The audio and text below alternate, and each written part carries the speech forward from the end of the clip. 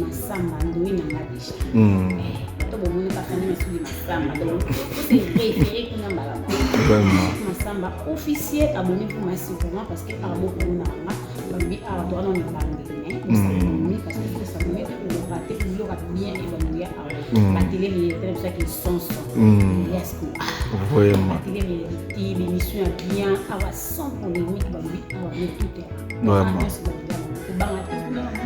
Le sang côté vous avez besoin donc s'abonner pour ma site vraiment na que vraiment donc ça va on a vous s'abonner pour nama parce que na s'abonner pour na à sentir que va abonner ba ya chaque Vraiment. je vous aime beaucoup ce qu'on peut sonner dans au comprendre ni na kozala quand même na nini atengene na frère non pe na minga mo awa ndoi a converser na chita awa ok c'est pas la star même les œuvres nous bakara pour frère non on comprend que c'est frère a connu ba to kuna c'est bien ça là Bonjour, bonsoir, cher Internet, là où nous suivons partout dans le monde, dans vos téléphones, dans vos tablettes, dans vos ordinateurs. J'ai l'honneur de présenter cette émission Lumière de l'espoir et je suis avec un homme de Dieu, le pasteur Samuel. Bonjour, pasteur. Bonjour, Papa Tichi, merci. Vous allez bien?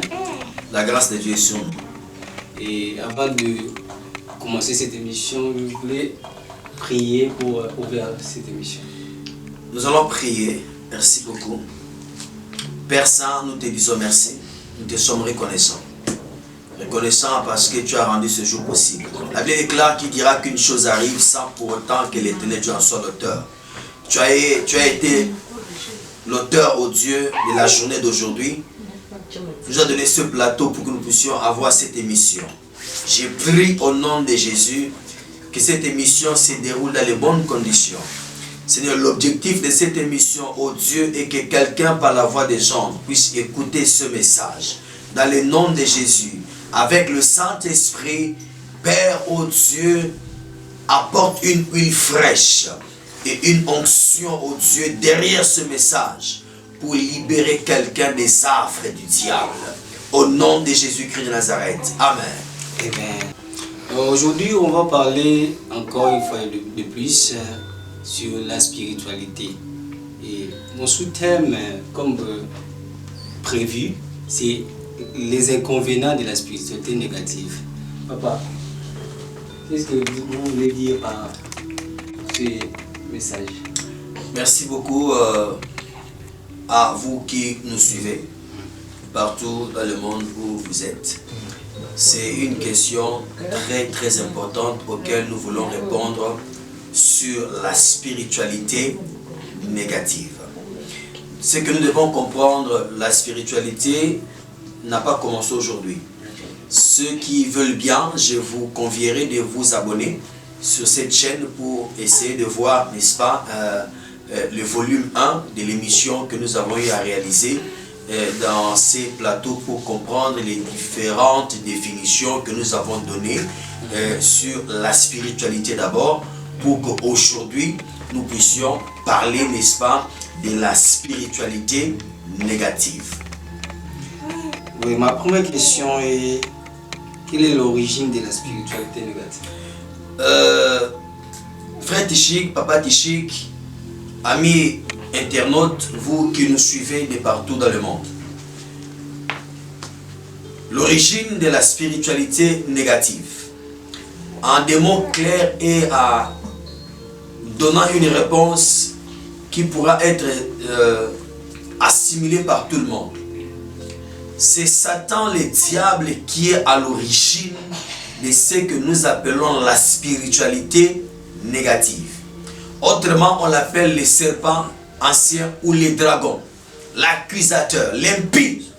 Donc c'est lui qui est à l'origine de ce que nous appelons la spiritualité négative. C'est Satan le diable qui tire les ficelles derrière tout ce que nous sommes en train de rencontrer aujourd'hui dans notre génération, dans notre siècle, où on parle de la spiritualité négative? Voilà, c'est ça la réponse. Ma deuxième question est, quels sont les inconvénients de la spiritualité négative? Très chers internautes, les inconvénients de la spiritualité négative sont nombreux. Mais avant de continuer à donner des réponses, j'aimerais très rapidement nous amener dans la parole de Dieu.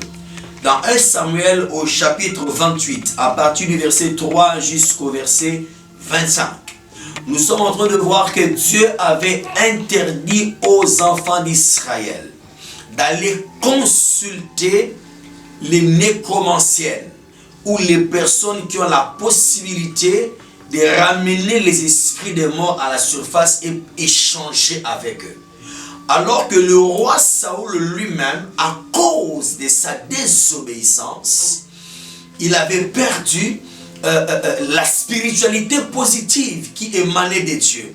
Alors la spiritualité négative, ou lorsque vous perdez la spiritualité du Seigneur, de celui qui a créé les cieux et la terre, ça crée l'anxiété, ça crée de l'angoisse, ça crée de l'incertitude. Et lui étant roi, qui était ordonné, n'est-ce pas, à gouverner la destinée d'un grand peuple qui est le peuple de Dieu, le roi s'est trouvé, n'est-ce pas, dans cet imbroglio.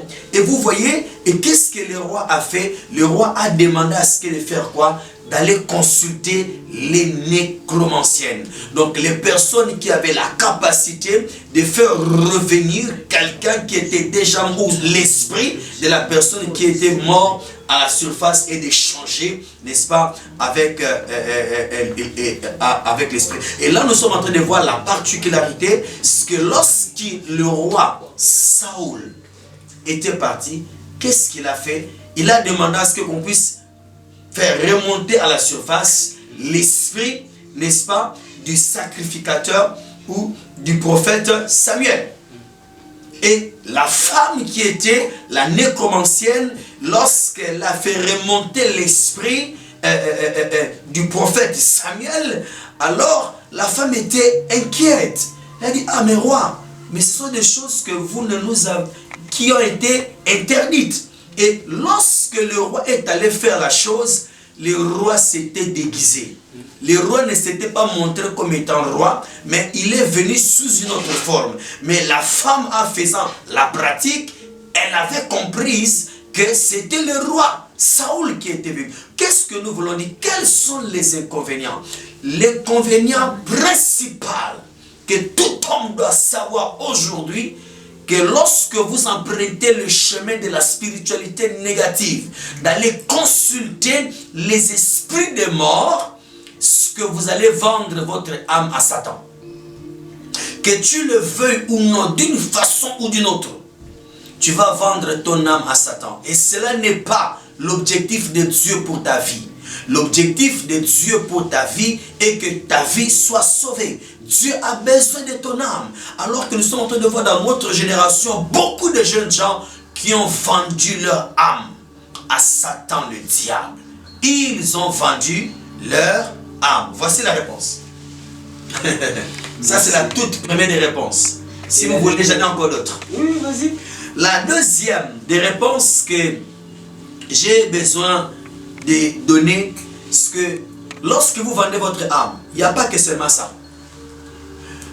L'autre inconvénient qui peut arriver lorsque vous empruntez le chemin de la spiritualité négative, c'est que vous êtes susceptible, je dis bien, vous êtes susceptible de vendre toute votre descendance.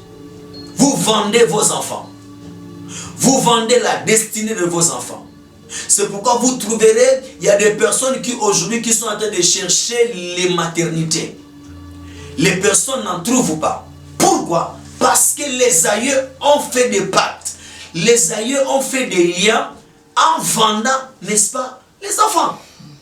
Donc la spiritualité négative, comme deuxième réponse, en termes d'inconvénients, c'est que ça amène l'homme à vendre ce qu'il y a de plus précieux. Or, la Bible déclare que les fruits des entrailles, les enfants, les fruits des entrailles, c'est une bénédiction de l'Éternel Dieu. Mais nous sommes en train de voir dans notre génération beaucoup qui ont vendu même le fruit des entrailles.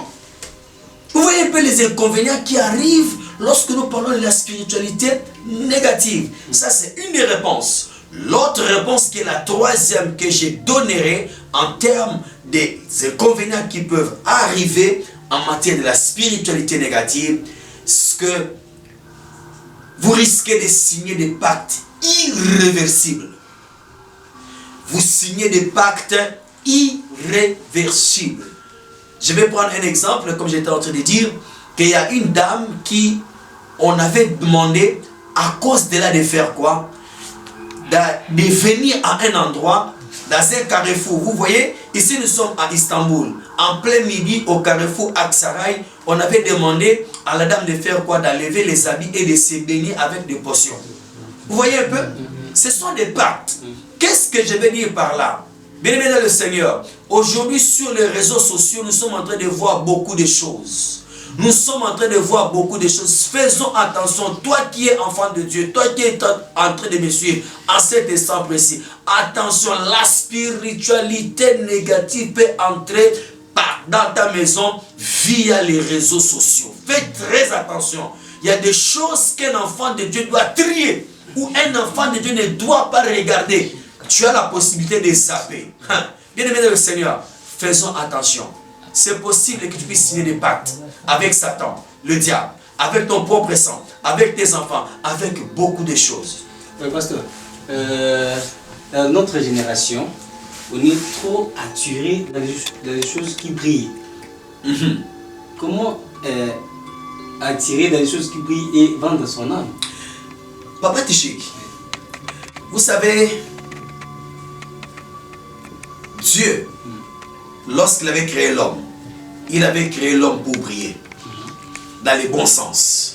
Mais aujourd'hui, le diable a dévié un tout petit peu la chose.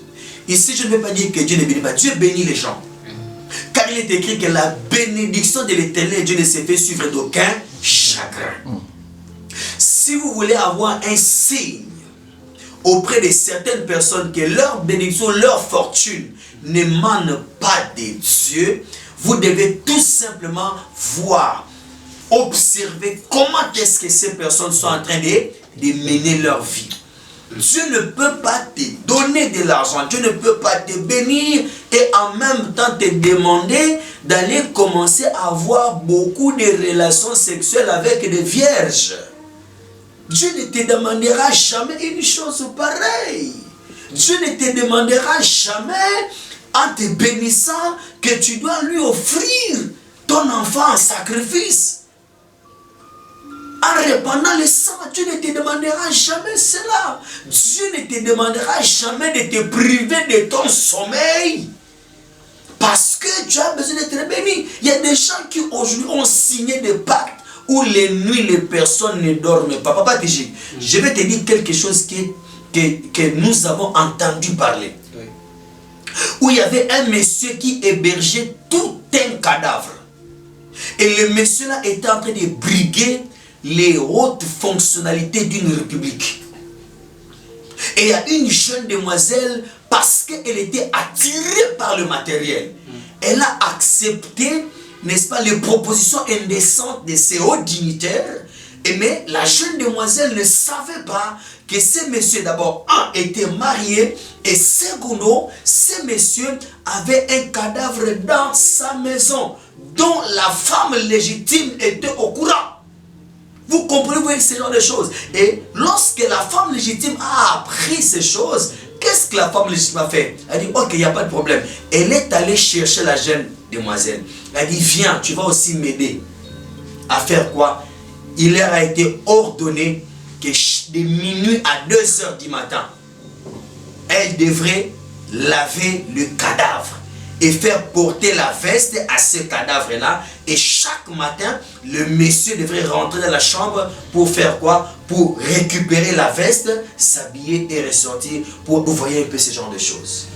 Les pactes que les gens partent signer à cause de la spiritualité négative.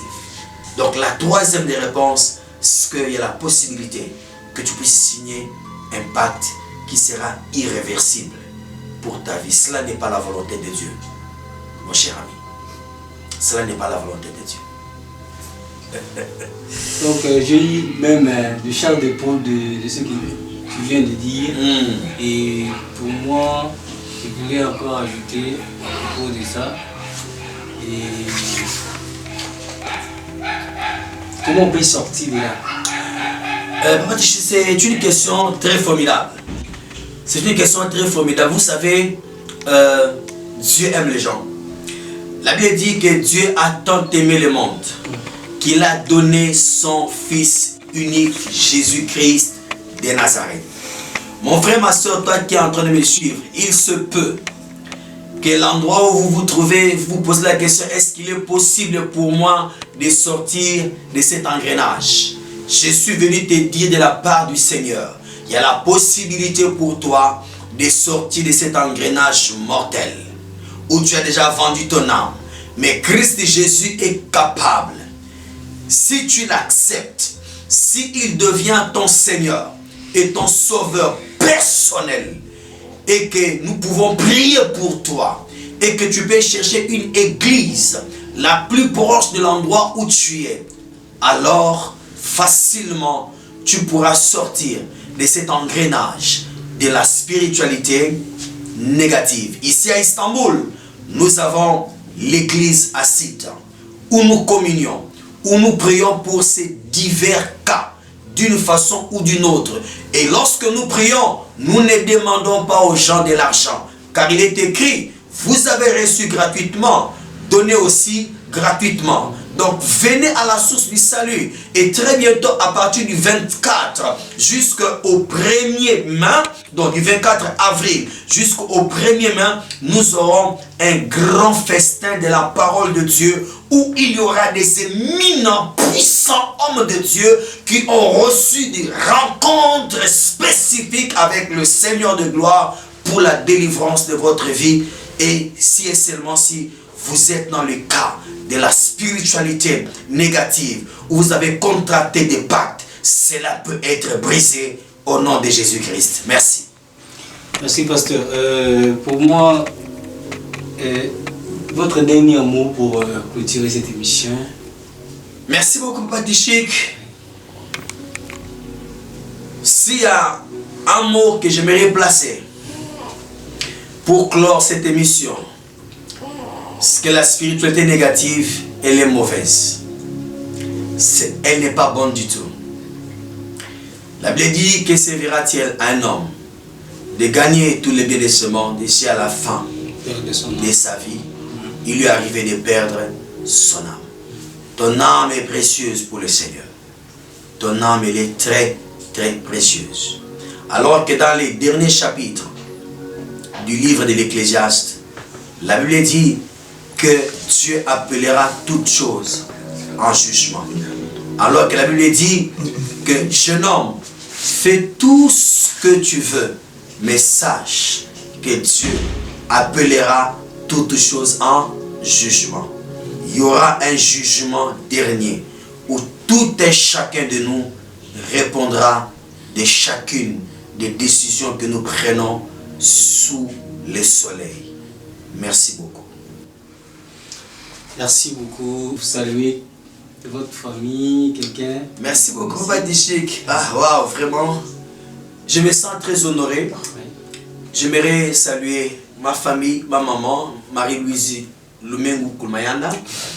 Et j'aimerais également saluer Madame Teresa Jonah Lokima. J'aimerais également saluer les commandants territoriaux spirituels que Dieu a établis ici à Istanbul, en la personne, n'est-ce pas, du docteur David Pacha Lileko. J'aimerais également saluer les docteurs Dodo Mwanda. J'aimerais également saluer le pasteur Boaz, saluer également le pasteur Jimmy, saluer également mon père spirituel, l'apôtre Clément Toulouse Sampidi, et également le pasteur Ben Bennett. Vraiment que Dieu vous bénisse telles sont les personnes, ne serait-ce que pour aujourd'hui, que je pourrais saluer. Merci beaucoup. Merci beaucoup pour accepter encore notre invitation. Je vous en prie, c'est plutôt moi qui me sens tellement honoré. Merci. Et nous sommes à la fin, donc il profite aussi de saluer à mon papa Daniel Massamba et ma mère Belinda Nzouzi. Je salue aussi à mes bébés Adassa Massamba, Privili Massamba. Je salue derrière la caméra de Ongang officiel, Babi vous s'abonner aussi là-bas. Et Monsieur le riche, Scotty Tumba. Je salue aussi à le couple Barcelone Luendo et la maman Chimdi, un bébé international. Donc je salue et je salue aussi à Papa Bivini qui est l'oracle du jour. Les œuvres continuent à parler toujours. Je salue aussi à FB Boutique, FPD Boutique et à Carrefour. On se voit plus tard. Merci beaucoup.